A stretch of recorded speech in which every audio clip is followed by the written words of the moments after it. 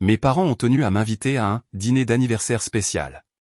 Quand ils ont apporté le gâteau, il y était écrit « Félicitations pour une année de plus à être pathétique ». Tout le monde a trouvé ça hilarant. Ils ont filmé la scène, s'attendant à me voir pleurer. Au lieu de ça, je les ai remerciés et je me suis dirigé vers la porte. Mais en sortant, j'ai prononcé 3 mots qui les ont laissés. Hurlant de désespoir. Je m'appelle Zara et j'ai 28 ans. Laissez-moi vous ramener à la façon dont j'en suis arrivé là. Car cette histoire n'a pas commencé avec un gâteau d'anniversaire cruel. Elle a commencé il y a 28 ans quand je suis né dans la famille Walsh, où le rôle de déception familiale est devenu mon rôle permanent avant même que je puisse marcher. En grandissant, j'ai appris très tôt que j'étais différente de tous les autres membres de ma famille. Pas spécialement différente, attention. Différente dans le mauvais sens du terme. Tandis que mon frère Tommy excellait au baseball et ramenait à la maison des trophées qui garnissaient la cheminée, je ramenais des bulletins de notes que mes parents regardaient à peine avant de les mettre de côté avec une déception à peine dissimulée. Tandis que ma sœur Cathy gagnait des concours de beauté et remplissait des albums photos de diadèmes étincelants, je ne remplissais rien, sauf une place à table. Mes parents, Linda et Frank Walsh, avaient des idées très précises sur la réussite, et je ne correspondais à aucun de leurs critères. Tommy allait devenir un athlète professionnel, déclarait-il. Cathy allait faire un bon mariage et produire de beaux petits-enfants. Et moi, eh bien, ils n'ont jamais vraiment su ce que j'étais censé faire, ce qui est devenu de plus en plus évident au fil des ans. Les réunions de famille étaient particulièrement brutales. Chaque anniversaire, fête ou célébration devenait une occasion pour mes proches de souligner tout ce que je n'accomplissais pas. Zara est toujours célibataire, annonçait tante Margaret à toute la pièce comme si je n'étais pas juste là. Peut-être que tu devrais essayer les rencontres en ligne, ma chérie. Revois un peu tes exigences à la baisse. Oncle Bob intervenait avec des observations utiles sur mes choix de carrière, mon appartement, ma voiture et, en gros, toutes les décisions que j'avais jamais prises dans ma vie. Le truc, c'est que je ne ratais pas ma vie. J'avais un travail décent dans une agence de marketing, mon propre appartement, et j'avais même réussi à économiser un peu d'argent. Mais dans la famille Walsh, décent n'était pas suffisant. Si vous ne gagnez pas de trophée, de concours ou n'obteniez pas de poste de PDG, vous étiez pratiquement invisible. En fait, ce n'est pas tout à fait exact. Être invisible aurait été une bénédiction. Au lieu de cela, j'étais hyper visible en tant que contre-exemple ambulant de la famille. Chaque conversation finissait par revenir à ce que je devrais faire différemment, ce que je faisais de mal, ou comment je pourrais apprendre des choix de vie manifestement supérieurs de Tommy et Cathy. Les dîners de famille sont devenus des masterclass de critiques passive-agressive déguisées en inquiétude. Nous voulons juste ce qu'il y a de mieux pour toi, est devenue leur phrase favorite, généralement suivie d'explications détaillées sur pourquoi tout ce que j'avais choisi n'était manifestement pas ce qu'il y avait de mieux pour moi. Mon travail n'était pas assez prestigieux. Mon appartement était trop petit et dans le mauvais quartier. Mes petits amis n'étaient jamais assez bien, même s'ils s'assuraient de souligner que je devrais être reconnaissante que quelqu'un s'intéresse à moi tout court.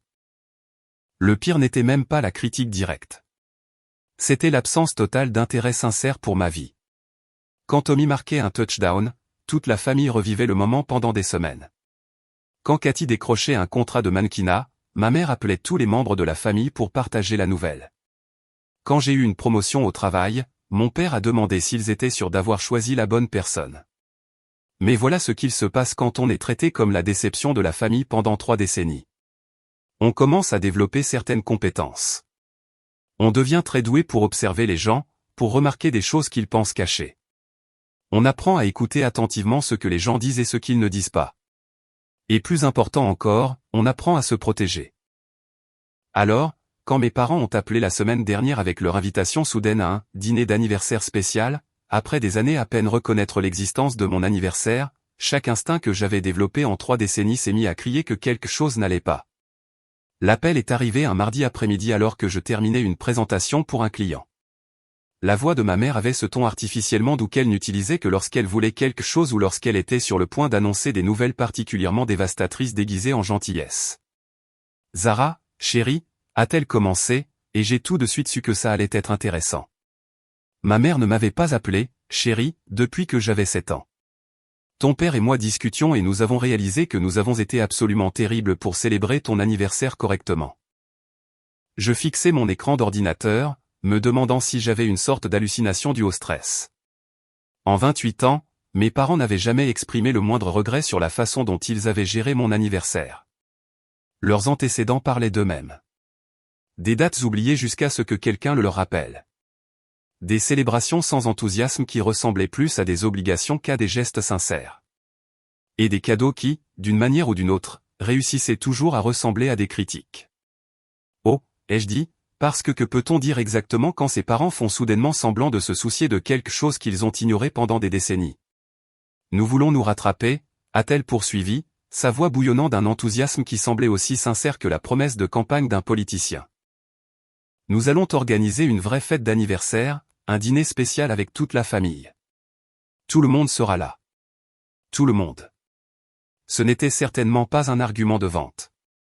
La présence de toute ma famille dans la même pièce signifiait généralement que j'étais sur le point de devenir le divertissement de la soirée, que je le veuille ou non.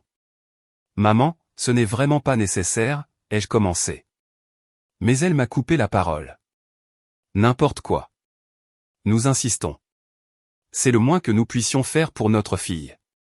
Samedi soir à 19h. Porte quelque chose de joli. Elle a fait une pause et je pouvais pratiquement l'entendre penser. Peut-être cette robe bleue que tu portais à la fête de fiançailles de Cathy. Tu étais presque jolie dans celle-là. Et voilà. Même en essayant de faire quelque chose de gentil pour moi, ma mère ne pouvait pas s'en empêcher. Presque jolie, parce que Dieu lui pardonne de me faire un compliment qui ne soit pas assorti d'une réserve. J'y réfléchirai, ai-je dit, ce qui était ma réponse standard aux invitations familiales que je n'avais aucune intention d'accepter. Oh, tu seras là, a dit la voix de mon père en arrière-plan. Il avait apparemment écouté toute la conversation. Nous avons déjà invité tout le monde. Ne nous fais pas mal paraître. Ne nous fais pas mal paraître. C'était fort de la part de personnes qui avaient passé 3 décennies à me faire mal paraître à chaque occasion possible. Après avoir raccroché, je suis resté assise à mon bureau, essayant de comprendre à quel jeu ils jouaient. Mes parents n'avaient pas soudainement développé des sentiments parentaux du jour au lendemain. Ils ne s'étaient pas réveillés un matin en décidant qu'ils m'avaient maltraité. Et ils n'organisaient certainement pas de fête pour les personnes qu'ils considéraient comme des déceptions familiales. Quelque chose clochait dans ce tableau, mais je n'arrivais pas à comprendre quoi. Peut-être voulaient-ils annoncer que Tommy allait se marier ou que Cathy était enceinte. Peut-être avaient-ils besoin de moi pour aider à payer quelque chose, puisque j'étais la seule de la famille à avoir de véritables économies. Ou peut-être était-ce une mise en scène élaborée pour une nouvelle séance d'humiliation publique déguisée en rapprochement familial. Plus j'y pensais, plus j'étais convaincu que ce dîner était un piège. Mais voilà ce qu'il se passe quand on est le bouc émissaire de la famille pendant 3 décennies. On développe une certaine curiosité morbide pour savoir jusqu'où les gens peuvent aller. On veut voir quel nouveau niveau de cruauté ils peuvent imaginer. En partie parce qu'on n'arrive pas tout à fait à croire que c'est réel, et en partie parce qu'on a besoin de savoir à quoi on a affaire. Donc, malgré chaque instinct rationnel me disant de rester à la maison, je me suis retrouvé à prévoir d'assister à ce mystérieux dîner d'anniversaire. Non pas parce que je m'attendais à ce que quelque chose de bon en sorte, et certainement pas parce que je croyais que mes parents avaient soudainement développé une affection sincère pour moi. J'y allais parce que je voulais voir ce qu'ils préparaient vraiment, et parce que honnêtement, j'en avais marre de fuir des situations qui allaient être horribles, que je me présente ou non. S'ils prévoyaient de m'humilier à nouveau, très bien. Au moins cette fois, j'y serais préparé. Au moins cette fois, je ne serais pas surprise quand les personnes qui étaient censées m'aimer décideraient de me traiter comme leur divertissement personnel. Ce que je n'avais pas réalisé, c'est qu'être préparé à l'humiliation et être préparé à ce qu'ils avaient réellement prévu étaient 2 choses complètement différentes. Samedi est arrivé avec ce genre de temps gris de novembre qui rend tout un peu sinistre. J'ai passé la majeure partie de la journée à essayer de me convaincre de ne pas y aller, puis à essayer de me convaincre d'y aller, puis à me demander pourquoi je débattais même de quelque chose qui allait clairement être un désastre, quelle que soit ma décision. Mais la curiosité l'a emporté, comme toujours quand on a été élevé par des gens qui se spécialisent dans la guerre psychologique déguisée en tradition familiale. J'ai choisi ma tenue avec soin, pas la robe bleue que ma mère avait suggérée, car je n'allais pas suivre les conseils vestimentaires de quelqu'un qui venait de me qualifier de « presque jolie ». À la place, j'ai choisi une robe noire qui me donnait confiance en moi et une paire de talons qui me permettraient de faire une sortie théâtrale si nécessaire. Parce que si cette soirée devait être une performance, autant être belle pour ma scène de sortie. Le restaurant qu'ils avaient choisi était Louis J.S., Un restaurant italien de milieu de gamme où ma famille avait célébré toutes les grandes occasions au cours des 15 dernières années. Non pas parce que la nourriture était particulièrement bonne, mais parce que mon père connaissait le propriétaire et aimait prétendre qu'il était assez important pour obtenir un traitement de faveur. Le genre d'endroit où l'éclairage était assez tamisé pour cacher la déception, et le vin assez bon marché pour que mes parents puissent se permettre de saouler tout le monde. Je suis arrivé exactement à l'heure, car la ponctualité était l'une des rares choses que mes parents avaient réussi à m'apprendre qui était réellement utile. L'hôtesse m'a conduite à une grande table ronde dans le coin du fond où ma famille élargie était déjà réunie comme des vautours tournant autour de quelque chose qui n'était pas encore tout à fait mort. Mes parents, Linda et Frank, étaient assis à ce qu'ils considéraient clairement comme le bout de la table, arborant des expressions identiques d'excitation à peine contenues qui me nouèrent l'estomac. Tommy et sa femme Sarah les flanquaient d'un côté, tandis que Cathy et son fiancé Derek occupaient l'autre côté. Oncle Bob et tante Margaret avaient réclamé les sièges avec la meilleure vue sur ce qui allait se passer, et mes cousins remplissaient les places restantes. Tout le monde a levé les yeux quand je me suis approché, et il y avait quelque chose dans leurs expressions qui confirmait chaque instinct que j'avais eu à propos de ce dîner. Ils ressemblaient à des gens qui étaient dans le secret d'une blague sur le point d'être révélés. Ils ressemblaient à des gens qui s'apprêtaient à s'amuser aux dépens de quelqu'un d'autre. « Zara !» a crié ma mère, sa voix un peu trop aiguë. « Tu as réussi à venir. » On commençait à s'inquiéter que tu aies changé d'avis. Je me suis installé dans la seule chaise restante, qui avait manifestement été positionnée pour donner à tous les autres la vue parfaite sur la réaction qu'ils attendaient de moi. Avez-vous déjà eu l'impression de tomber dans un piège, mais décidé de le déclencher quand même, juste pour voir ce qui se passe? Laissez un commentaire ci-dessous si vous avez déjà vécu cela. La conversation pendant le dîner était agressivement normale, ce qui était en quelque sorte plus déconcertant que s'ils avaient simplement été ouvertement hostiles. Tout le monde m'a posé des questions sur mon travail, mon appartement, ma vie amoureuse, le tout avec le genre d'intérêt intense que ma famille n'avait jamais montré auparavant. J'avais l'impression d'être interviewé par des gens qui savaient déjà qu'ils n'allaient pas m'embaucher, mais qui voulaient documenter toutes les raisons pour lesquelles. Tommy nous a régalé d'histoires sur sa dernière promotion. Cathy a montré sa bague de fiançailles pour la 15e fois et a discuté des plans de mariage qui semblaient coûter plus cher que la plupart des maisons. Mes parents se prélassaient dans les succès de leurs enfants comme des plantes absorbant la lumière du soleil, tandis que j'étais assise là à me demander quand le couperet allait tomber, car il allait définitivement tomber. La gaieté artificielle, les questions trop attentionnées, la façon dont tout le monde vérifiait constamment son téléphone et échangeait des regards quand il pensait que je ne regardais pas. Tout indiquait quelque chose de planifié, quelque chose qui nécessitait un public et une documentation. Vers le milieu du dîner, j'ai commencé à remarquer des signes subtils que quelque chose était prévu. Cathy jetait constamment des coups d'œil à son téléphone, qui était positionné à un angle étrange près de son verre d'eau. Tommy avait son téléphone à côté de son assiette, et je l'ai surpris en train de tapoter l'écran quand il pensait que je ne regardais pas. Même oncle Bob n'arrêtait pas de tripoter son téléphone d'une manière qui lui semblait inhabituelle. La prise de conscience m'a frappé progressivement. Il se préparait à enregistrer ce qui allait suivre. C'est là que j'ai réalisé que ce ne serait pas juste une autre séance d'humiliation désinvolte déguisée en rapprochement familial. Ce serait quelque chose de plus grand, quelque chose qu'il voulait préserver et probablement partager. Quelque chose qu'ils pensaient être si divertissant qu'ils avaient besoin de le documenter. Je me suis excusé pour aller aux toilettes, en partie parce que j'avais besoin d'un moment pour réfléchir et en partie parce que je voulais voir comment il réagirait quand je quitterais la table. Effectivement, au moment où je me suis levé, j'en ai vu plusieurs se pencher en avant pour une conversation à voix basse. Quoi qu'ils aient prévu, ils discutaient des derniers détails. Dans le miroir des toilettes, j'ai étudié mon propre reflet et j'ai essayé de me préparer à tout ce qui allait arriver. 28 ans à être la victime désignée de cette famille aurait dû me préparer à tout. Mais quelque chose ce soir-là semblait différent, plus grand, plus délibéré. Quand je suis retourné à table, l'atmosphère avait de nouveau changé. Tout le monde vibrait pratiquement d'anticipation, comme des enfants attendant le matin de Noël. Ma mère n'arrêtait pas de regarder sa montre. Mon père n'arrêtait pas de s'éclaircir la gorge, et les téléphones étaient devenus encore plus manifestement positionnés. Eh bien, a annoncé ma mère alors que le serveur débarrassait nos assiettes. Je pense qu'il est temps pour le dessert. Et c'est là que j'ai su que quoi qu'ils aient prévu, c'était sur le point de se produire.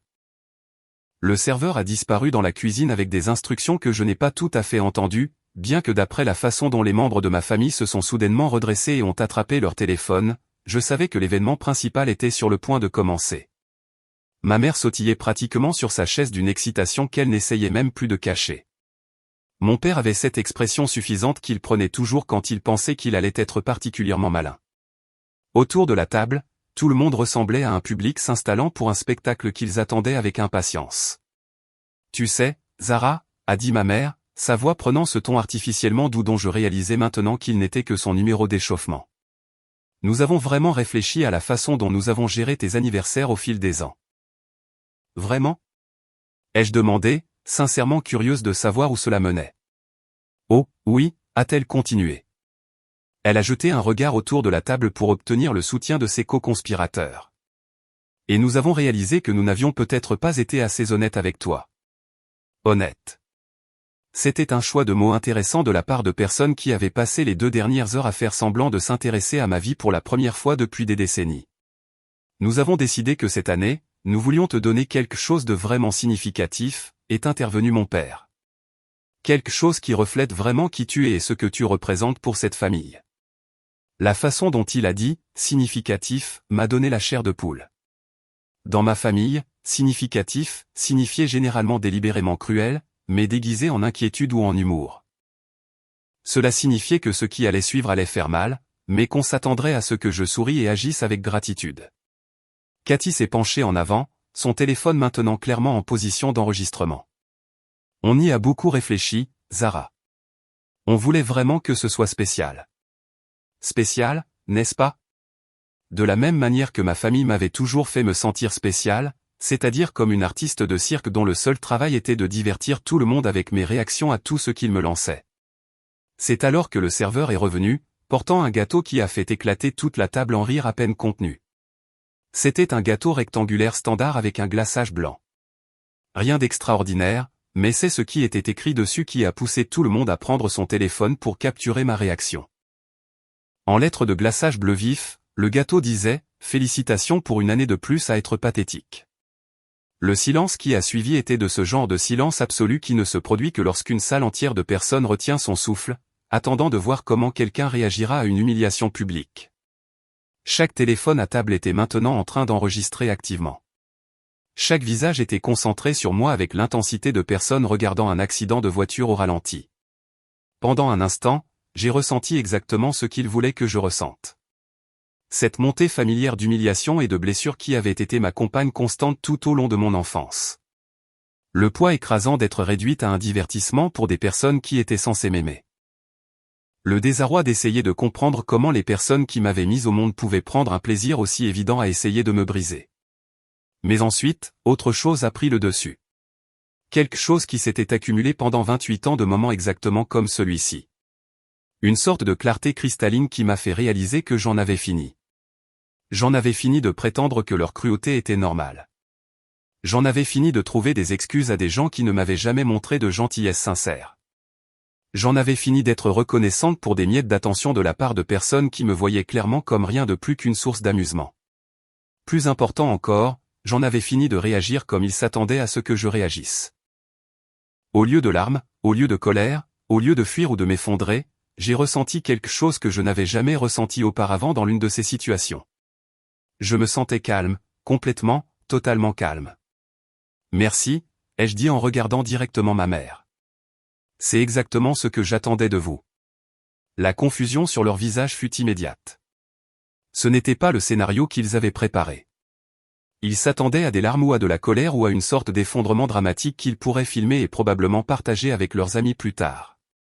Ils s'attendaient à ce que je joue mon rôle assigné de victime de la famille. C'est juste une blague, chérie, a dit rapidement mon père, réalisant probablement que ma réponse calme n'était pas ce qu'ils avaient espéré. Tu sais comment on aime taquiner.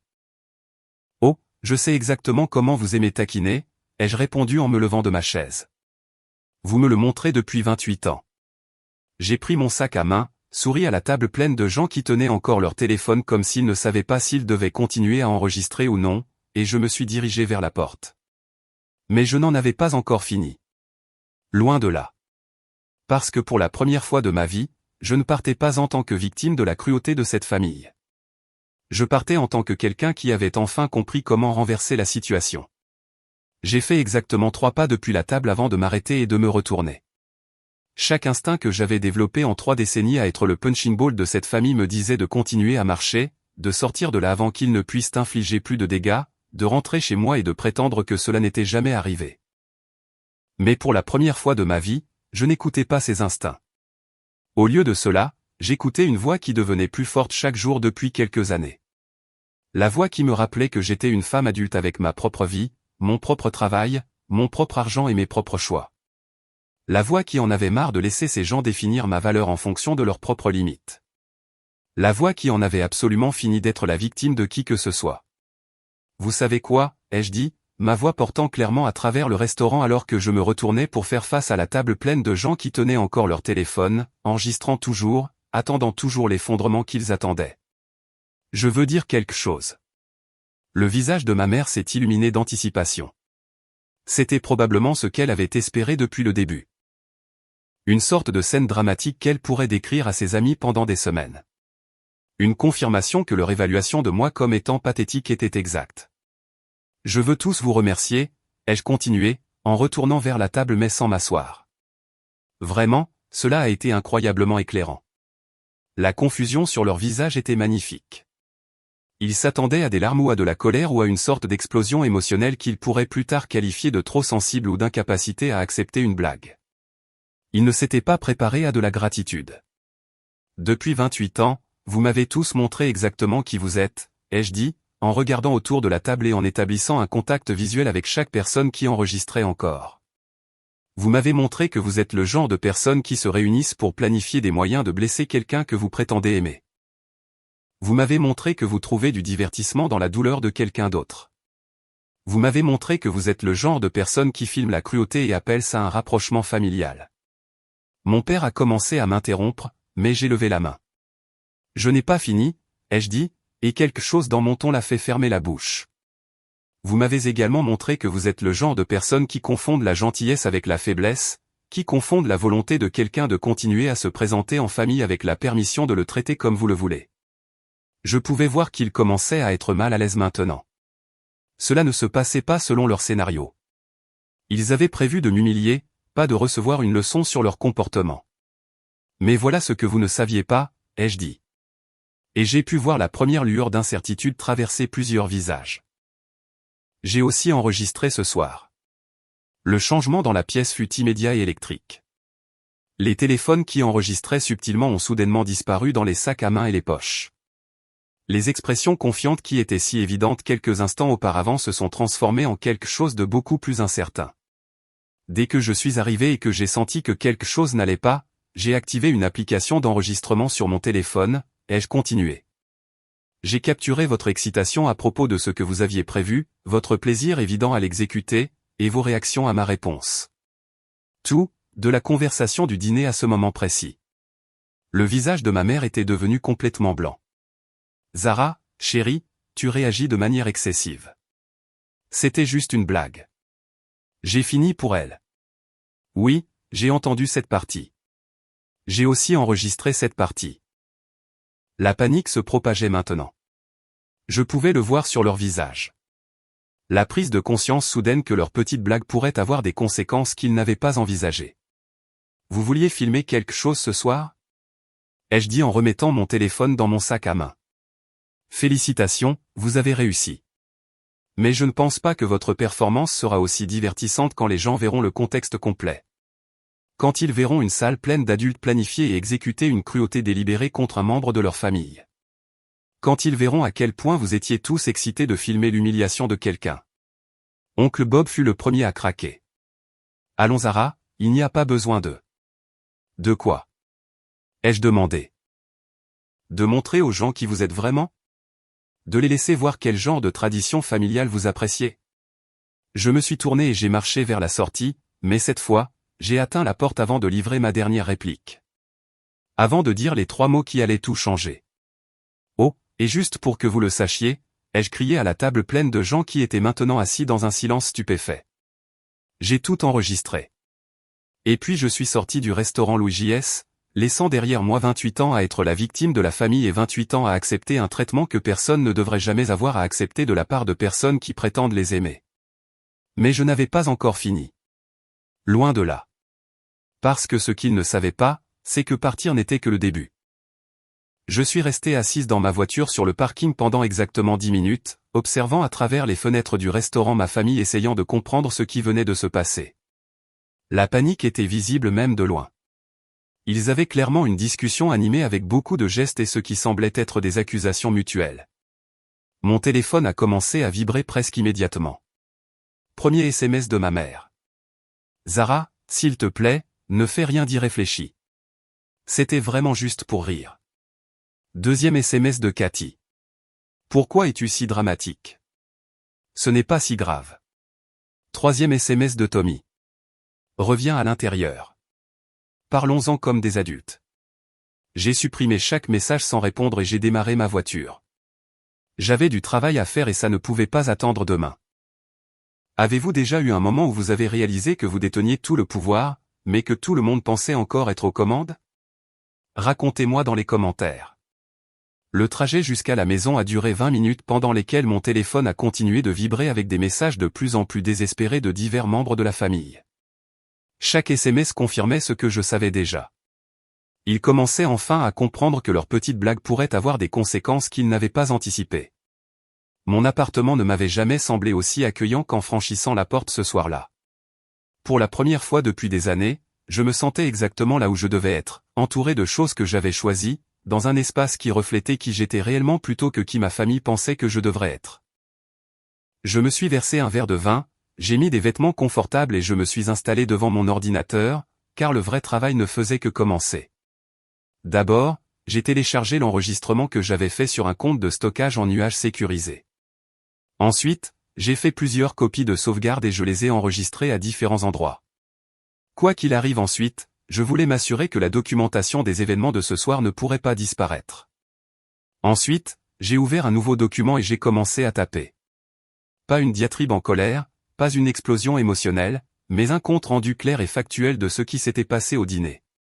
La préméditation, la coordination, le tournage, le plaisir évident qu'ils avaient pris à planifier et à exécuter quelque chose conçu pour me faire souffrir. J'ai écrit sur le schéma de comportement qui avait mené à ce moment. Les années de cruauté désinvoltes déguisées en tradition familiale. La façon dont ils avaient systématiquement sapé ma confiance tout en valorisant mes frères et sœurs. Le message constant que j'étais moins précieuse, moins digne de respect, moins méritante de la dignité humaine de base. J'ai écrit sur la façon dont ils m'avaient entraîné à accepter ce traitement en qualifiant toute résistance de ma part d'être trop sensible ou incapable d'accepter une blague.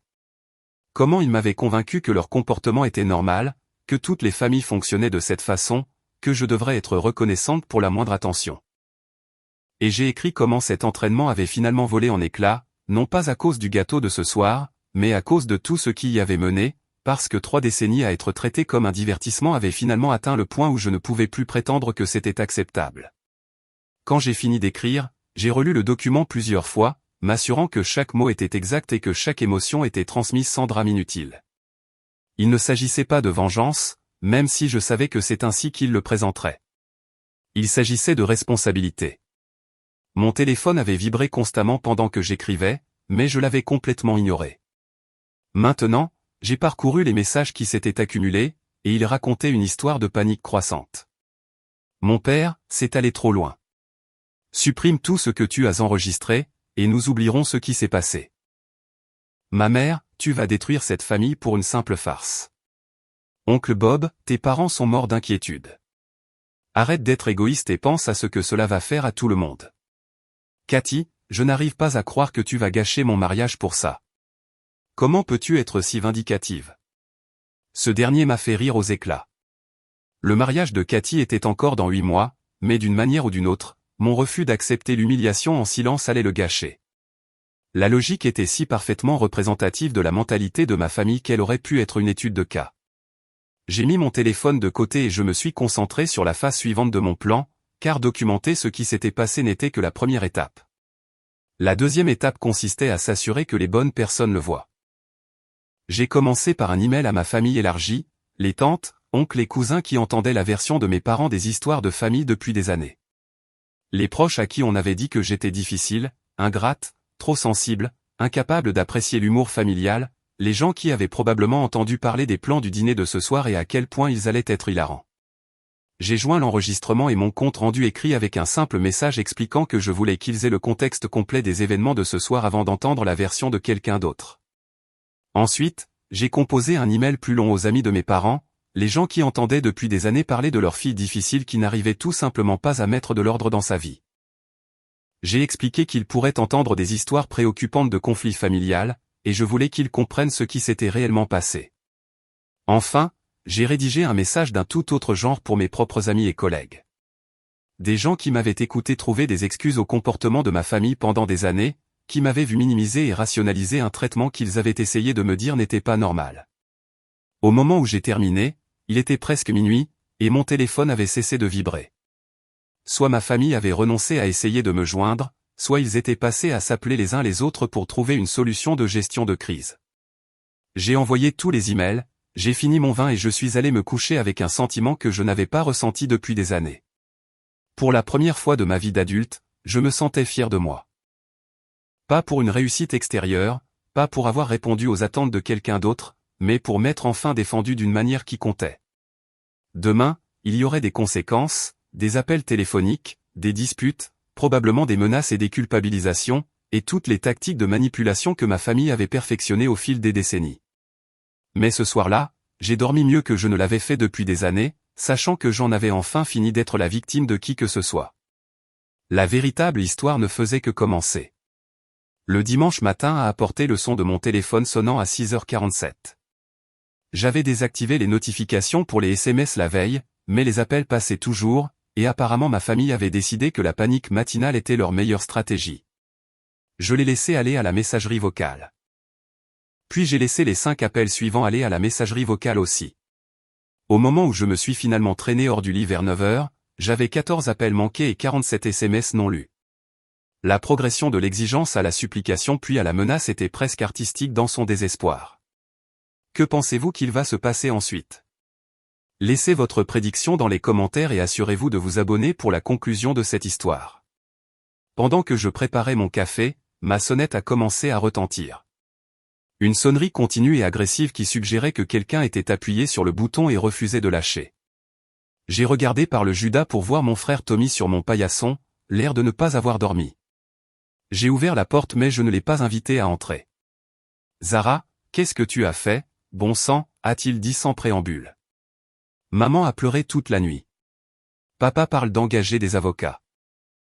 As-tu la moindre idée de ce que tu as déclenché?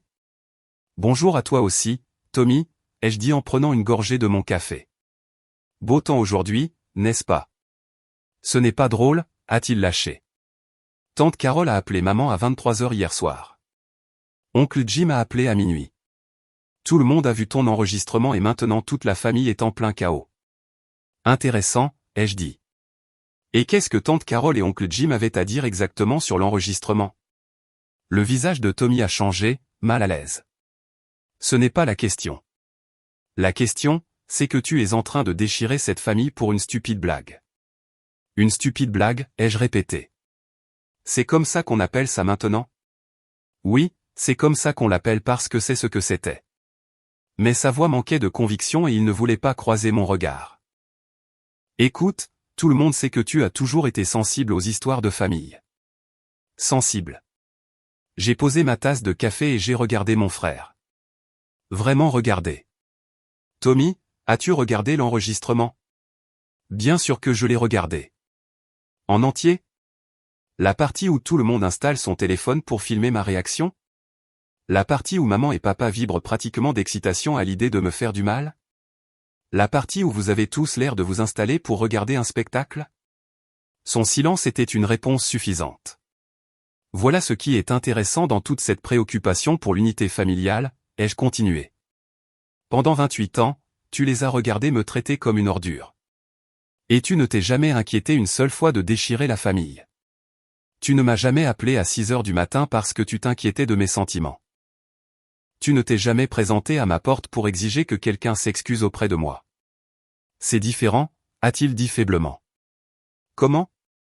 Il a cherché ses mots un moment, puis a semblé renoncer à trouver une explication logique. Parce que maintenant tout le monde est contrarié. Tout le monde est contrarié, ai-je dit lentement. C'est-à-dire tout le monde sauf moi. Parce que mes sentiments n'ont jamais compté auparavant, alors pourquoi commencerait-il à compter maintenant? Tommy a passé ses mains dans ses cheveux, l'air vraiment affligé. Zara, je sais que les choses n'ont pas toujours été parfaites, mais là, ça va trop loin. Tu vas détruire des relations qui ne pourront pas être réparées. Bien, ai-je dit, et la finalité dans ma voix a semblé le choquer. Certaines relations devraient être détruites. J'ai commencé à fermer la porte, mais Tommy a mis sa main contre elle. Attends, a-t-il dit. Qu'est-ce que tu veux? Qu'est-ce qu'il faudra pour arranger ça? Je me suis arrêté et j'ai étudié son visage. Tu veux vraiment savoir ce qu'il faudrait? Oui. Une reconnaissance que ce qui s'est passé hier soir n'était pas une blague. C'était une cruauté délibérée planifiée et exécutée par des gens qui prétendent m'aimer. Des excuses, non pas pour le gâteau, mais pour 30 ans à me traiter comme si je n'avais pas d'importance. Et des conséquences, de vraies conséquences pour les gens qui pensent qu'il est acceptable de filmer l'humiliation de quelqu'un pour se divertir. Mais ça n'arrivera pas, je sais, ai-je dit. C'est pourquoi nous en avons fini ici. J'ai fermé la porte et les verrouillé, laissant Tommy debout sur mon paillasson. De retour à l'intérieur, j'ai finalement regardé mon téléphone. Les messages étaient passés de l'exigence à la négociation puis à la menace dans une progression parfaite. Mon préféré était celui de l'oncle Bob. Tu ferais mieux de régler ce bazar avant que ça ne dégénère. Dégénérer. Comme si humilier systématiquement un membre de sa famille n'avait pas déjà dégénéré.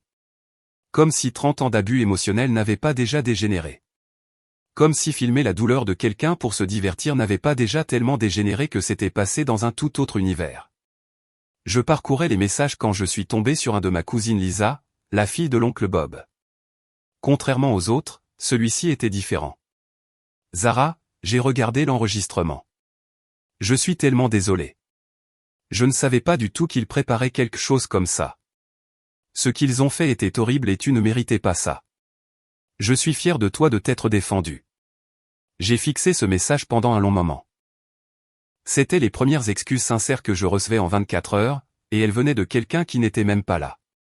Puis j'ai remarqué autre chose. Plusieurs des proches qui avaient reçu mon email avaient commencé à appeler mes parents au lieu de m'appeler moi. La panique dans les messages de ma famille suggérait que les réponses qu'ils recevaient de la famille élargie n'étaient pas tout à fait ce à quoi ils s'attendaient. Apparemment, quand les gens regardaient des adultes planifier et exécuter une cruauté délibérée contre un membre de leur famille, ils ne trouvaient pas cela aussi amusant que mes parents l'avaient espéré. C'est là que j'ai réalisé que les événements de la soirée avaient déclenché une réaction en chaîne beaucoup plus grande que quiconque ne l'avait prévu. Il ne s'agissait plus seulement d'un dîner humiliant. Il s'agissait de 28 ans de comportement qui avaient finalement été documentés et partagés avec des gens qui n'avaient entendu qu'une seule version de l'histoire. Et pour la première fois, ce n'était pas ma version qui était rejetée comme étant trop sensible. C'était la version de ma famille qui était remise en question par des gens qu'ils s'attendaient à soutenir. 2 semaines après le dîner, j'ai contacté Victoria Martinez, une avocate spécialisée dans les cas de détresse émotionnelle familiale. Elle a passé la première semaine à examiner tous les documents que je lui avais envoyés, l'enregistrement, mon compte rendu écrit et les messages ultérieurs des membres de ma famille. Le lundi matin de la semaine suivante, je l'ai finalement rencontrée en personne.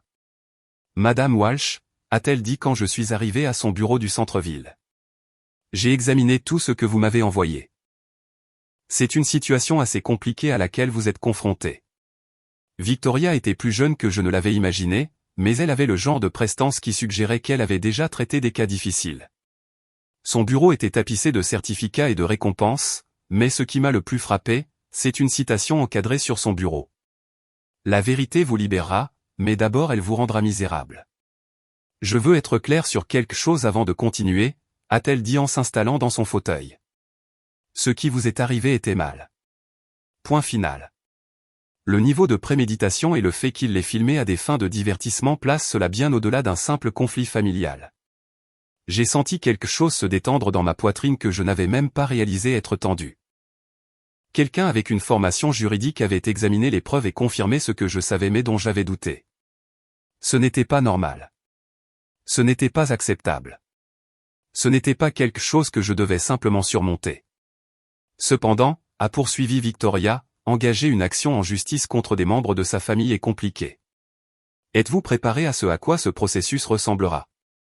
Je pense que oui, ai-je dit. À quoi dois-je m'attendre? Les plaintes pour détresse émotionnelle peuvent être difficiles à prouver, mais la préméditation et le tournage jouent en votre faveur. Le fait que cela semble faire partie d'un schéma à long terme d'abus émotionnels renforce considérablement le dossier. Mais votre famille se défendra, et ils ne se battront pas loyalement. Elle n'avait pas tort. 3 semaines plus tard, j'ai reçu la visite d'un huissier me remettant une lettre de cessation et d'abstention de l'avocat de mes parents. Apparemment, partager des enregistrements de ma propre humiliation constituait du harcèlement et de la diffamation. Selon leur équipe juridique, j'ai transmis la lettre à Victoria, qui m'a rappelé le lendemain. C'est exactement ce à quoi je m'attendais, a-t-elle dit. Ils essaient de vous intimider pour que vous reculiez. La lettre n'est que du bluff, mais elle nous dit qu'ils prennent cela assez au sérieux pour engager une représentation juridique. Alors, que faisons-nous? Nous déposons plainte en premier, a-t-elle dit. Et nous déposons une plainte complète. La plainte pour détresse émotionnelle que nous avons déposée la semaine suivante était plus détaillée que je ne l'avais prévu.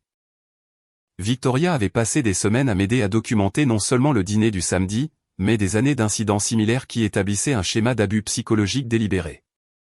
Les dommages financiers que nous demandions étaient suffisamment importants pour attirer l'attention, mais pas au point de paraître déraisonnables. Pendant le processus de préparation, nous avons fait face à un défi lorsque mes parents ont initialement prétendu que l'enregistrement avait été obtenu illégalement. Mais Victoria a soutenu avec succès que j'avais tout à fait le droit d'enregistrer des conversations auxquelles je participais, et leur motion a été rejetée. Plus important encore, le dépôt de la plainte a eu un effet immédiat sur le comportement de ma famille. Les appels téléphoniques en colère ont cessé. Les SMS sont devenus plus prudents. Quelqu'un leur avait clairement expliqué que tout ce qu'ils me disaient maintenant pouvait être utilisé comme preuve. Mais l'impact réel a été sur tout le monde. Ma cousine Jennifer m'a appelé le jeudi après que nous ayons déposé la plainte, la voix tremblante. Zara, je voulais juste que tu saches qu'après avoir vu ton enregistrement, j'ai commencé à penser à certaines choses qui se sont passées lors de réunions de famille au fil des ans. Des choses que j'ai vues mais que je n'avais pas vraiment traitées à l'époque. Quel genre de choses? La façon dont il parlait de toi quand tu n'étais pas là. La façon dont il planifiait des situations pour te mettre mal à l'aise. La façon dont il rejetait tes réussites tout en célébrant celles de tout le monde. J'ai toujours pensé que c'était juste la dynamique familiale typique, mais de voir tout ça exposé comme ça. Elle a fait une pause. J'ai honte de n'avoir jamais rien dit. Jennifer n'était pas la seule. Au cours des semaines qui ont suivi le dépôt de la plainte, j'ai reçu des appels et des messages de proches qui voyaient soudainement les interactions familiales passer sous un angle différent. Les gens se souvenaient de commentaires qu'ils avaient ignorés, d'incidents qu'ils avaient rationalisés, de schémas qu'ils n'avaient jamais reliés auparavant. L'appel le plus important est venu de ma grand-mère un vendredi après-midi, environ un mois après le dîner. Zara, ma chérie, a-t-elle dit, sa voix de 84 ans portant plus d'autorité que je ne l'avais entendue depuis des années. J'ai vu ce que tes parents ont fait, et je veux que tu saches que j'ai honte d'eux. Ma grand-mère avait toujours été la matriarche de la famille, la personne dont l'opinion comptait le plus, dont tout le monde cherchait l'approbation. Qu'elle condamne publiquement le comportement de mes parents était sismique. J'ai aussi vu les réponses d'autres membres de la famille, a-t-elle continué. Et je veux que tu saches que tout le monde n'est pas d'accord avec la version des événements de tes parents. Certains d'entre nous observent ce schéma depuis des années et se demandaient quand quelqu'un aurait enfin le courage de s'y attaquer. Grand-mère, Tu n'as pas besoin de m'expliquer quoi que ce soit, ma chérie. Ce que tu dois savoir, c'est que ton grand-père et moi n'assisterons à aucune réunion de famille où tes parents sont présents jusqu'à ce qu'ils fassent amende honorable pour leur comportement. Je suis restée assise dans un silence stupéfait. Mes grands-parents étaient au centre de toutes les grandes célébrations familiales. Thanksgiving, Noël, Pâques, les fêtes d'anniversaire, tout tournait autour de leur maison et de leur participation. Qu'ils boycottent des événements jusqu'à ce que mes parents s'excusent était sans précédent. De plus, a poursuivi ma grand-mère, j'ai parlé à plusieurs autres membres de la famille qui pensent la même chose. Tes parents vont découvrir que leur comportement a des conséquences au-delà de leur simple relation avec toi.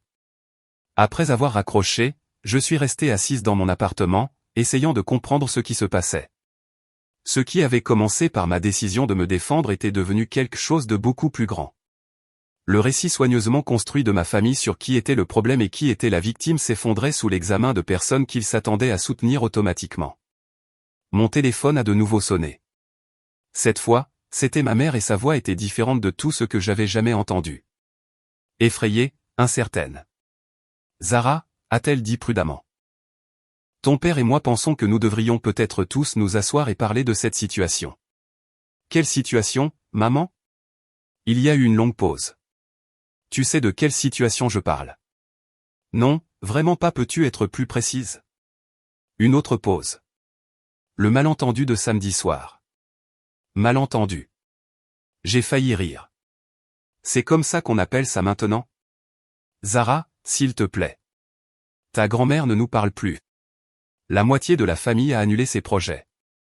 Les collègues de ton père ont vu l'enregistrement. C'est devenu complètement hors de contrôle. Intéressant, ai-je dit. Et qu'est-ce qui est exactement hors de contrôle dans le fait que les gens voient qui vous êtes vraiment? Ce n'est pas juste, a-t-elle dit. Mais sa voix manquait de conviction. Tu nous fais passer pour des monstres pour une simple farce. Maman, ai-je dit doucement.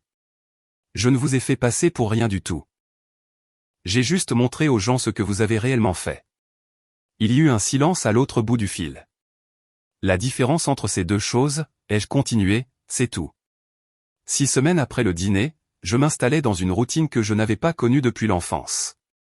La paix. Mon téléphone ne vibrait pas constamment avec les drames familiaux. Mes week-ends n'étaient pas remplis de rassemblements obligatoires où je serais le divertissement de la soirée. Mon niveau de stress avait chuté si considérablement que je dormais toute la nuit pour la première fois depuis des années. Le procès avançait régulièrement. L'avocat de mes parents avait déposé plusieurs motions pour tenter de faire classer l'affaire, tout ayant été rejeté. La phase de communication des preuves avançait, ce qui signifiait que ma famille était forcée de produire des preuves et de répondre à des questions sous serment sur leur traitement envers moi au fil des ans. La beauté de la communication des preuves en justice, m'avait expliqué Victoria, c'est qu'elle ne se soucie pas de la loyauté familiale ou du secret. Elle ne se soucie que des faits. Pendant ce temps, les conséquences sociales de leur comportement s'étendaient de manière que personne d'entre nous n'avait anticipé. Les collègues de mon père à la compagnie d'assurance où il travaillait depuis 15 ans avaient vu l'enregistrement.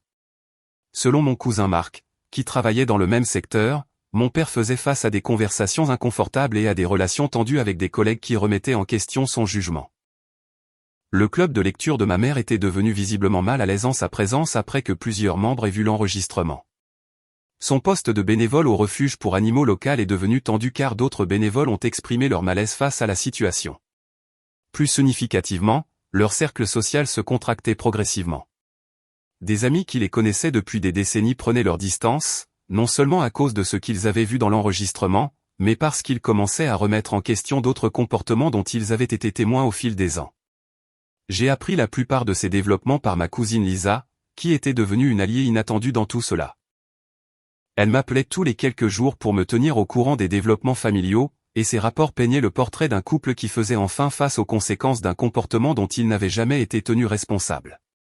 Ta tante Margaret a essayé de les défendre au début, m'a dit Lisa lors d'un de nos appels. Elle n'arrêtait pas de dire que c'était juste de la taquinerie familiale et que tu réagissais de manière excessive. Mais ensuite l'oncle David lui a rappelé la fois où ils se sont moqués publiquement de ton discours de remise de diplôme et la fois où ils ont oublié de t'inviter à la fête surprise de Tommy et la façon dont ils te plaçaient toujours à la table des enfants jusqu'à tes 25 ans, et tante Margaret s'est tue et n'en a plus parlé depuis.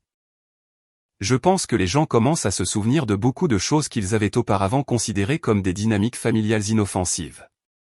L'isolement que mes parents vivaient était en grande partie auto-imposé.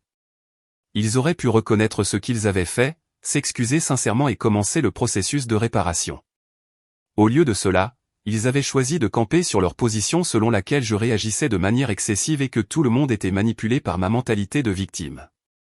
Cette stratégie se retournait contre eux de manière spectaculaire. Pendant ce temps, je construisais une vie qui me semblait plus authentiquement mienne que tout ce que j'avais jamais connu. Sans l'épuisement constant du drame familial, j'avais de l'énergie pour des choses que j'avais oublié d'aimer. J'ai commencé à prendre des cours de poterie. J'ai rejoint un groupe de randonnée.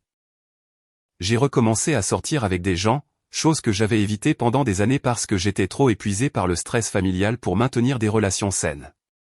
Plus important encore, je découvrais ce que c'était que d'être entouré de gens qui m'aimaient et me respectaient sincèrement. Des gens qui ne me voyaient pas comme un divertissement ou comme quelqu'un qui avait besoin d'être constamment corrigé. Des gens qui appréciaient mes opinions, célébrait mes succès et me soutenait dans les difficultés sans me faire sentir reconnaissante pour la décence humaine de base. Le contraste était si frappant que j'ai commencé à comprendre à quel point mes relations familiales avaient été anormales. J'étais tellement habitué à être maltraité que j'avais oublié à quoi ressemblait une interaction humaine normale. Mon nouveau groupe de randonnée comprenait une femme nommée Sarah qui travaillait comme thérapeute. Au cours d'une de nos conversations sur les relations familiales, elle a fait une observation qui m'est restée. Les familles saines veulent que leurs membres s'épanouissent, a-t-elle dit. Elles célèbrent les succès des uns et des autres, se soutiennent mutuellement pendant les échecs et créent des environnements où chacun se sent valorisé et respecté. Les familles malsaines ont besoin que quelqu'un soit le problème pour que tous les autres puissent se sentir supérieurs par comparaison. Que se passe-t-il lorsque la personne désignée comme le problème s'en va, ai-je demandé. Habituellement, ils essaient de la ramener. Et si ça ne marche pas, ils trouvent une nouvelle personne pour remplir le rôle. Mais parfois, si suffisamment de personnes partent ou fixent des limites, tout le système doit changer. Cette conversation m'a aidé à comprendre quelque chose d'important sur ce qui se passait avec ma famille élargie. Pendant des années, ils avaient toléré le comportement de mes parents parce que cela ne les affectait pas directement et parce que m'avoir comme bouc émissaire familial signifiait qu'ils ne risquaient pas de devenir des cibles mêmes. Mais maintenant que le comportement était documenté et public, ils devaient choisir entre continuer à le tolérer ou reconnaître que c'était mal. Beaucoup d'entre eux choisissaient la reconnaissance, ce qui signifiait que mes parents perdaient le système de soutien qui avait permis à leur comportement de se poursuivre sans contrôle. 3 mois après le dîner, ma grand-mère a appelé avec une nouvelle qui m'a même surprise. « Tes parents sont venus nous voir hier », a-t-elle dit. « Ils voulaient que nous les aidions à te convaincre d'abandonner le procès et de revenir à la raison. » Comment ça s'est passé? Je leur ai dit que la personne qui doit revenir à la raison, ce n'est pas toi. Je leur ai aussi dit que s'ils passaient moitié moins d'énergie à examiner leur propre comportement qu'ils en ont passé à essayer de contrôler le tien, ils pourraient réellement faire des progrès. Qu'est-ce qu'ils ont dit à ça? Ta mère a pleuré. Ton père s'est mis en colère. Ils m'ont accusé d'être manipulé par toi, ce que j'ai trouvé assez insultant. Pense-t-il vraiment que je suis si simple que je ne peux pas regarder un enregistrement et comprendre ce que je vois? Je pouvais entendre l'acier dans la voix de ma grand-mère, le même ton qu'elle utilisait quand j'étais enfant et que j'avais besoin de protection contre les brutes de la cour de récréation. Sauf que maintenant, elle me protégeait de mes propres parents. À mon âge, a-t-elle continué, je n'ai pas de temps pour les gens qui refusent d'assumer la responsabilité de leurs actes. La vie est trop courte pour prétendre que la cruauté est acceptable simplement parce qu'elle vient de la famille. Après avoir raccroché, j'ai réalisé que la réponse de ma famille à cette crise avait révélé quelque chose d'important. Lorsqu'ils étaient forcés de choisir entre reconnaître leur comportement et perdre des relations, ils étaient prêts à perdre des relations. Ce choix m'a dit tout ce que j'avais besoin de savoir sur la façon dont ils me valorisaient réellement par rapport à la façon dont ils valorisaient le fait d'avoir raison. 4 mois après le dîner, Victoria a appelé avec une nouvelle que j'attendais et redoutais à la fois. L'avocat de vos parents a fait une offre de règlement, a-t-elle dit. Ils veulent se rencontrer en personne pour discuter des termes. Quel genre de termes? Les habituels. Ils paieront une somme modeste en échange de la signature d'un accord de non-divulgation et de l'abandon de toutes les actions en justice. Pas d'admission de faute, pas d'excuses publiques, juste de l'argent pour faire disparaître le problème. Je n'étais pas surprise. Tout au long de ce processus, mes parents avaient clairement indiqué qu'ils considéraient cette situation comme un problème de relations publiques plutôt que comme une véritable prise de conscience de leur comportement. Ils voulaient acheter mon silence, pas aborder les problèmes sous-jacents qui avaient conduit à ce point. Qu'en penses-tu? Ai-je demandé. Cela dépend de ce que vous voulez accomplir, a répondu Victoria. Si vous voulez de l'argent et tourner la page, c'est peut-être la voie la plus rapide. Si vous voulez la responsabilité et un changement sincère, nous continuons avec le procès. J'ai réfléchi à cette conversation pendant 3 jours avant de prendre ma décision. La réunion de règlement a eu lieu dans une salle de conférence stérile au bureau de l'avocat de mes parents. Mes parents étaient assis d'un côté d'une longue table en acajou, l'air plus vieux et plus usé que je ne les avais jamais vus. Leur avocat, un homme d'âge mûr spécialisé dans la résolution de problèmes pour les gens riches, était assis entre eux avec un dossier rempli de papiers conçus pour effacer les mois précédents de l'existence. Victoria et moi étions assis en face d'eux, et le contraste d'énergie était notable. Tandis que mes parents ressemblaient à des gens assistant à leur propre enterrement, je me sentais plus posé et centré que je ne l'avais été depuis des années. Madame Walsh, a commencé leur avocat, mes clients regrettent profondément qu'un malentendu familial ait dégénéré à ce point. Ils sont prêts à offrir une somme substantielle pour résoudre cette affaire et permettre à tout le monde d'aller de l'avant. À quel point substantiel ? A demandé Victoria. 50 000 $, a-t-il dit, en faisant glisser un document sur la table, en échange de l'abandon de toutes les poursuites judiciaires et de l'acceptation de la confidentialité concernant les événements du 14 octobre. J'ai regardé le papier sans le toucher. 50 000 $ était plus d'argent que je n'en avais jamais vu d'un coup, assez pour rembourser mes prêts étudiants et verser un acompte sur une maison. C'était aussi beaucoup moins que ce que nous pourrions potentiellement gagner au procès. Mais plus important encore, cela venait avec des conditions que je n'étais pas prête à accepter. La clause de confidentialité est intéressante, ai-je dit, en regardant directement mes parents pour la première fois depuis que j'étais entré dans la pièce. Elle dit essentiellement que je ne pourrai jamais parler de ce que vous m'avez fait, même si vous le refaites. Zara, a dit doucement ma mère, parlant pour la première fois depuis que nous nous étions assis. Nous voulons juste mettre ça derrière nous. Nous voulons redevenir une famille. Vraiment, ai-je demandé. Parce que rien dans cette offre ne suggère que vous voulez être une meilleure famille. Elle suggère que vous voulez être la même famille que vous avez toujours été, mais avec un accord légal garantissant que je ne peux pas m'y opposer publiquement. Mon père s'est penché en avant. Qu'est-ce que tu veux de plus de nous ? Nous t'offrons une somme d'argent importante. Je veux que vous reconnaissiez ce que vous avez fait, ai-je dit simplement. Je veux que vous admettiez que planifier et filmer mon humiliation n'était pas une farce inoffensive. Je veux que vous vous excusiez pour 30 ans à me traiter comme si je n'avais pas d'importance. Et je veux voir la preuve que vous comprenez pourquoi votre comportement était mal. Ce n'est pas raisonnable, a interjeté leur avocat. Mes clients n'admettent aucune faute. Alors nous n'avons pas d'accord, ai-je dit en me levant. Zara, attends, a appelé ma mère alors que je me dirigeais vers la porte. S'il te plaît, ne fais pas ça. Pense à ce que cela va faire à la famille. Je me suis arrêté et je me suis retourné pour lui faire face. J'ai pensé à la famille, maman. Pendant 30 ans, j'ai pensé à la famille. J'ai priorisé le confort de la famille par-dessus ma propre dignité. J'ai protégé la réputation de la famille pendant que vous détruisiez la mienne. J'ai gardé les secrets de la famille pendant que vous vous assuriez que tout le monde connaissait les miens. Ma voix était stable, calme, complètement maîtrisée. Mais tu sais quoi ? J'en ai fini de penser à la famille. À partir de maintenant, je pense à moi. Tu es égoïste, a dit mon père, sa voix s'élevant légèrement. Bien, ai-je répondu. Je suis enfin égoïste comme il se doit. Il ne m'a fallu que 30 ans pour apprendre. À l'extérieur du bureau de l'avocat, Victoria et moi avons discuté des prochaines étapes.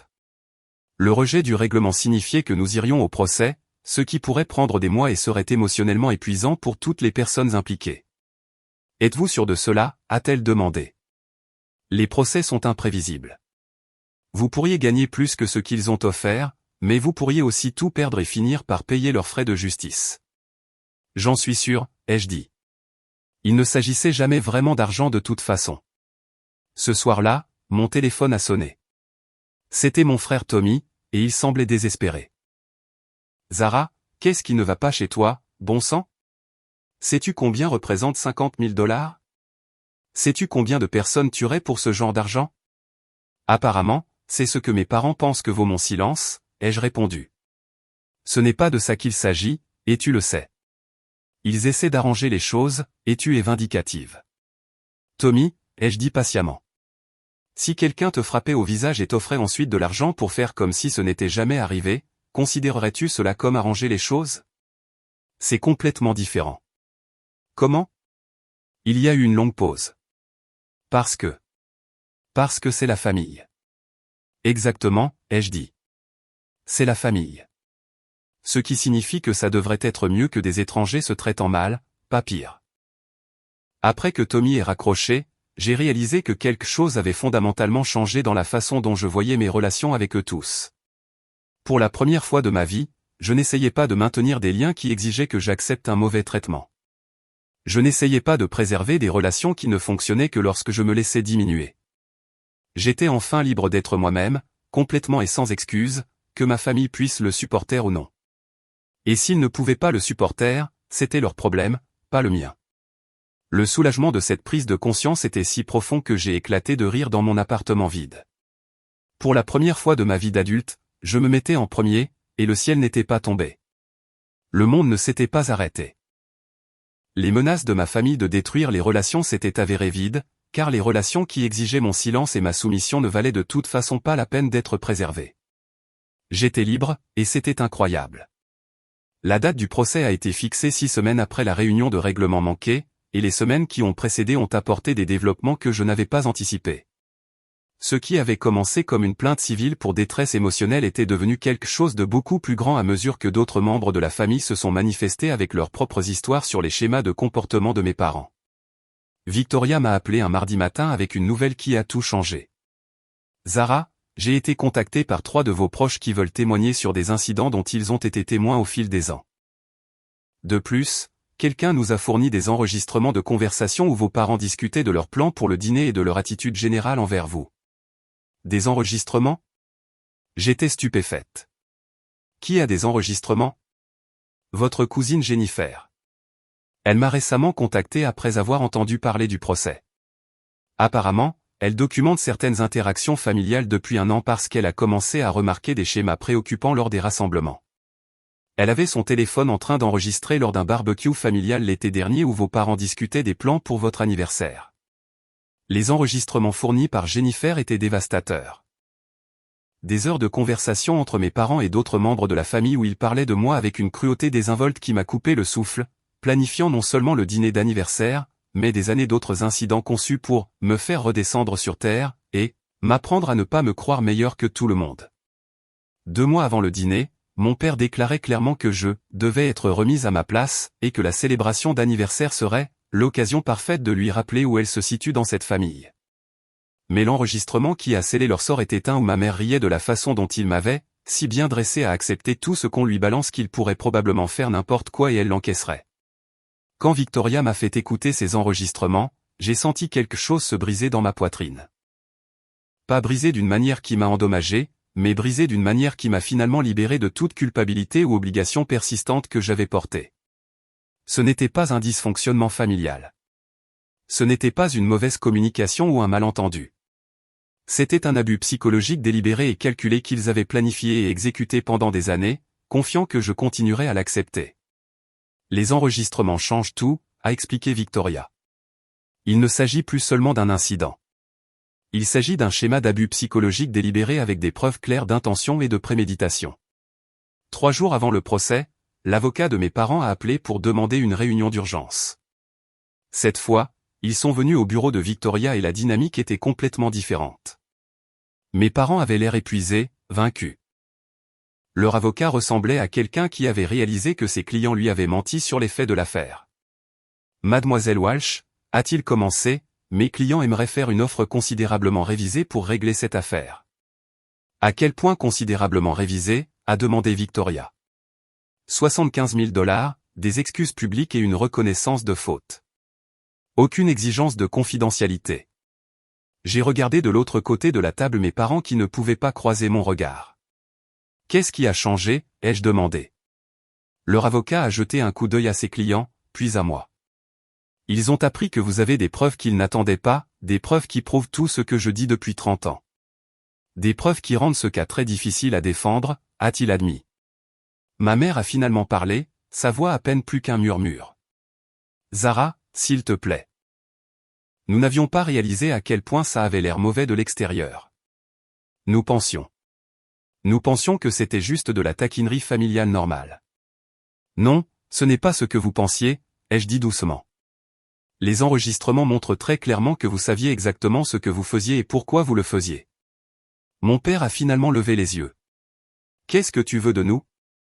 Nous t'offrons tout ce que tu as demandé. J'ai réfléchi à cette question un long moment. Que voulais-je d'eux? Pendant 30 ans, j'avais voulu qu'ils m'aiment comme des parents devraient aimer leurs enfants. J'avais voulu qu'ils soient fiers de moi, qu'ils me soutiennent, qu'ils me traitent avec le respect et la dignité de base. J'avais voulu qu'ils voient ma valeur et célèbrent mes succès au lieu de les diminuer. Mais assise dans cette salle de conférence, regardant 2 personnes qui avaient passé des décennies à détruire systématiquement mon estime de moi pour leur propre divertissement, j'ai réalisé quelque chose de profond. Je ne voulais plus rien d'eux. Je ne voulais pas de leur amour parce qu'ils avaient prouvé qu'ils n'étaient pas capables d'un amour sincère.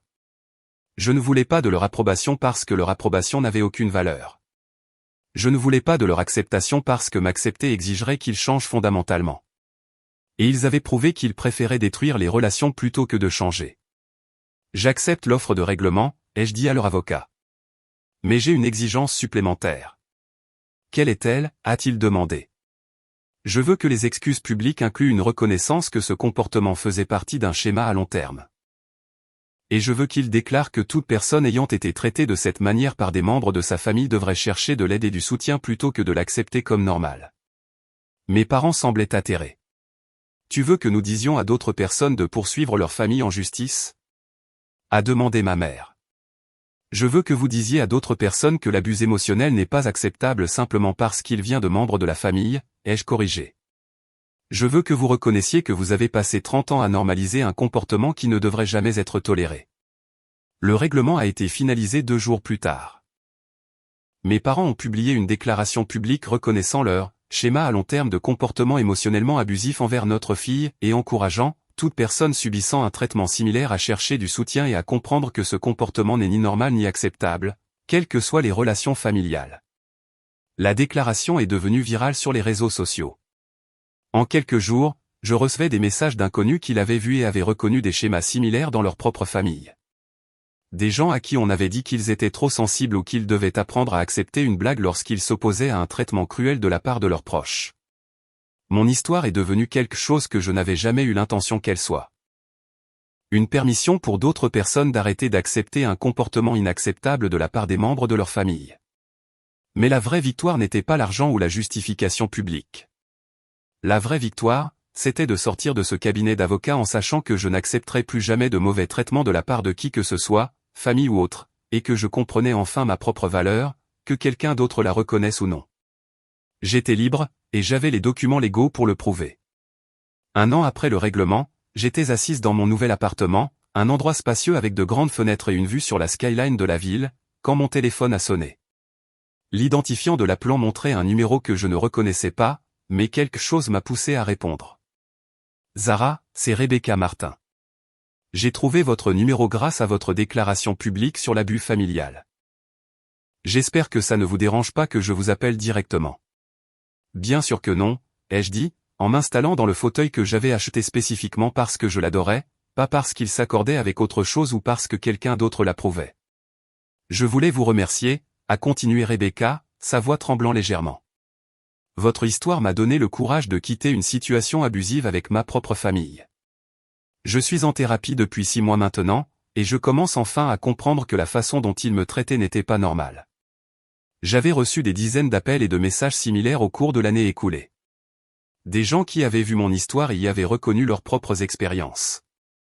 Des gens qui pensaient être seuls face à des membres de leur famille qui utilisaient l'amour comme une arme et la culpabilité comme un mécanisme de contrôle. Je suis si heureuse que vous m'ayez contacté, ai-je dit à Rebecca. Comment allez-vous maintenant ? Mieux. Pas parfait, mais mieux. J'ai déménagé à l'autre bout du pays, j'ai changé de numéro de téléphone et j'ai tout recommencé. Certains jours sont plus difficiles que d'autres, mais j'apprends ce que c'est que de vivre sans constamment marcher sur des œufs. Après avoir raccroché, j'ai réfléchi à la façon dont ma vie avait radicalement changé depuis cette soirée d'octobre où j'étais entré au restaurant Louis JS, m'attendant à juste une autre séance d'humiliation familiale.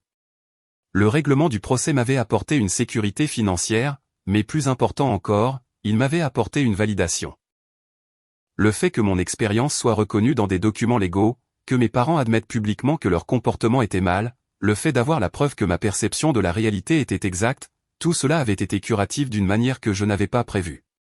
Mais la vraie transformation avait été interne. J'avais appris à faire confiance à mon propre jugement sur ce qui était acceptable et ce qui ne l'était pas.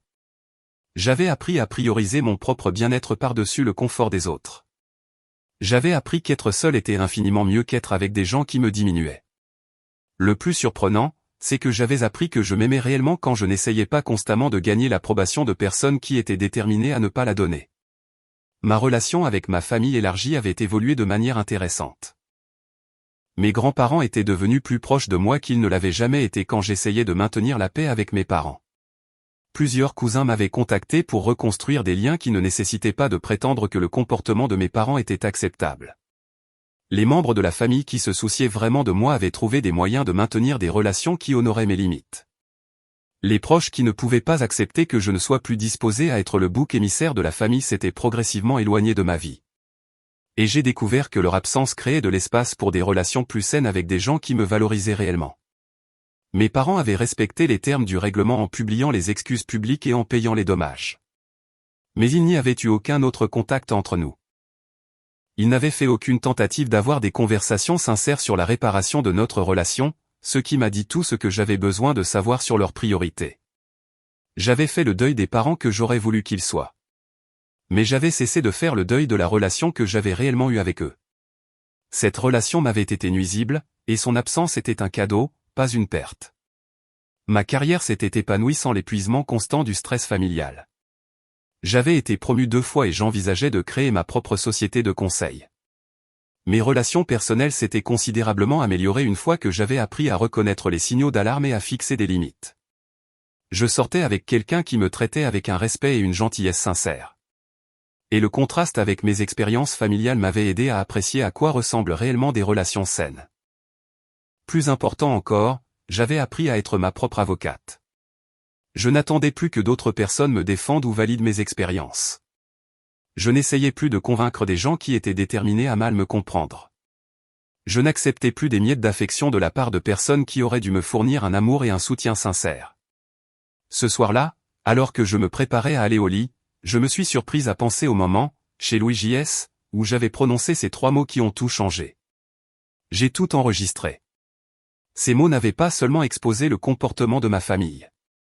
Ils avaient marqué le moment où j'avais cessé d'être une victime et commencé à être l'auteur de ma propre histoire. Pendant 30 ans, d'autres personnes avaient écrit mon récit.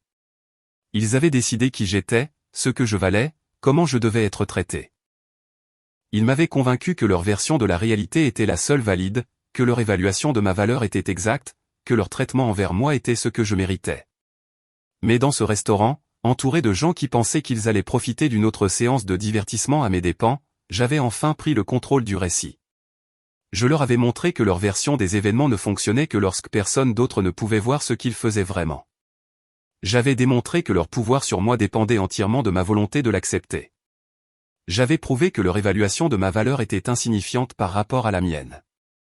L'enregistrement que j'avais fait ce soir-là était devenu une preuve dans une affaire judiciaire, mais il avait été quelque chose de plus important que cela. La preuve que je comprenais enfin ma propre valeur et que j'étais prête à la défendre. En éteignant les lumières de mon appartement, le même appartement que mes parents avaient autrefois critiqué comme étant trop petit et dans le mauvais quartier, j'ai ressenti quelque chose que je n'avais jamais connu auparavant. Une satisfaction totale de mes propres choix. J'avais construit une vie qui reflétait qui j'étais réellement plutôt que qui les autres pensaient que je devrais être. Je m'étais entouré de personnes qui m'appréciaient plutôt que de personnes qui me toléraient. J'avais créé un espace où je pouvais être entièrement moi-même sans crainte de jugement ou de punition. Le dîner d'anniversaire qui était censé être mon humiliation finale était devenu à la place le moment de ma libération. Et contrairement aux blagues familiales à mes dépens, cette victoire ne vieillirait jamais. Si cette histoire a résonné en vous, assurez-vous de liker et de vous abonner pour plus d'histoires sur le courage de se défendre, même si cela signifie être seul. Parfois, la famille que nous choisissons est plus saine que la famille dans laquelle nous sommes nés. Et parfois, s'en aller est la chose la plus forte que vous puissiez faire. Rappelez-vous, vous ne devez à personne l'accès à votre vie, en particulier aux personnes qui utilisent cet accès pour vous faire du mal. Votre paix vaut plus que leur approbation, et vous méritez des relations qui ajoutent à votre vie au lieu d'en soustraire. Où en êtes-vous dans votre propre parcours de fixation de limites avec des membres de la famille difficiles? Partagez votre histoire dans les commentaires ci-dessous. Vous pourriez être surpris du nombre de personnes qui comprennent exactement ce que vous traversez. En fait, laissez-moi être complètement honnête avec vous un instant. Alors que je suis assise ici dans mon appartement paisible, un verre de vin à la main, regardant les lumières de la ville, je ne peux m'empêcher de sourire en pensant à ce gâteau. Félicitations pour une année de plus à être pathétique. Eh bien, maman et papa, félicitations pour une année de plus à être exactement qui j'ai toujours su que vous étiez. La seule différence, c'est que maintenant tout le monde le sait aussi. Et vous savez quoi?